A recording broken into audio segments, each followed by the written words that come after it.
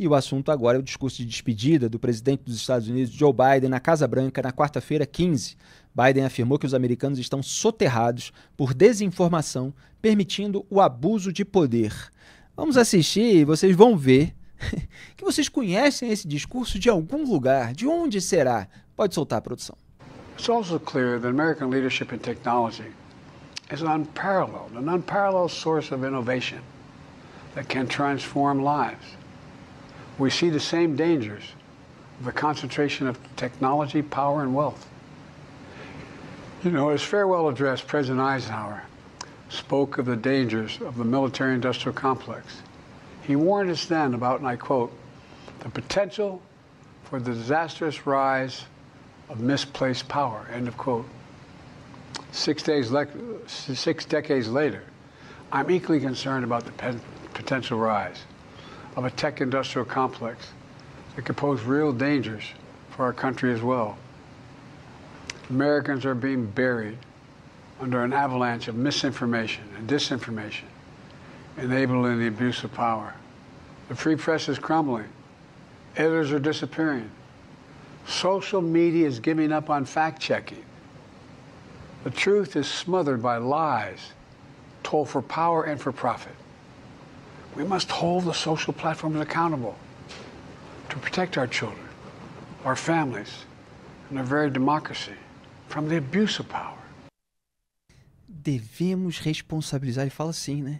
Devemos responsabilizar, diz Joe Biden, as redes sociais, as plataformas de redes sociais.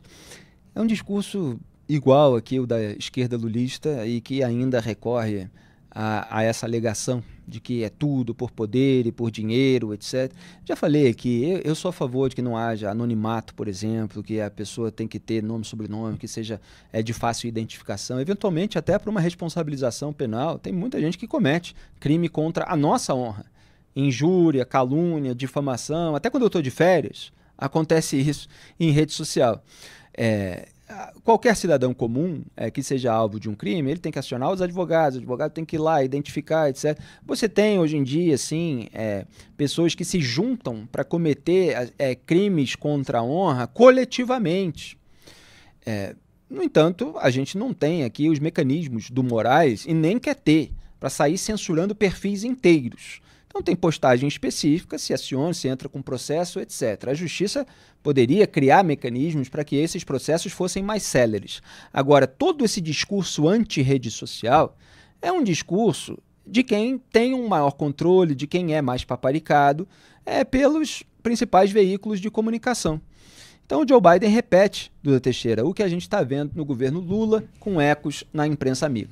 Repete, e Joe Biden está indo direto para a lata de lixo da história, né, Felipe? Ele não deixou nenhum legado nesses 4 anos de governo dos Estados Unidos.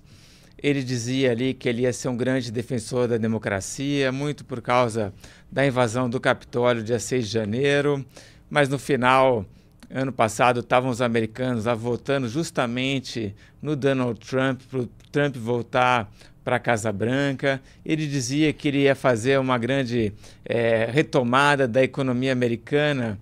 Os americanos que votaram agora em novembro acham que estavam melhor há 4 anos, na época do Trump. Então ele também não tem nada para falar nem de democracia, nem de economia. Ele poderia, de repente, falar sobre o acordo de cessar-fogo, né? Agora em Israel, com o Hamas, só que aconteceu por causa do Trump e o Trump falou na frente, né? Então nem isso ele tinha para falar. Ele ficou sem assunto e aí o que ele saiu falando, né?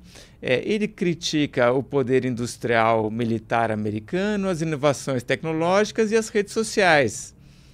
De quem que ele está falando mal? Aí critica também o poder, né, da riqueza. Ele está falando mal do Donald Trump, do Elon Musk, que tem a SpaceX, e do Mark Zuckerberg. Exatamente. É isso.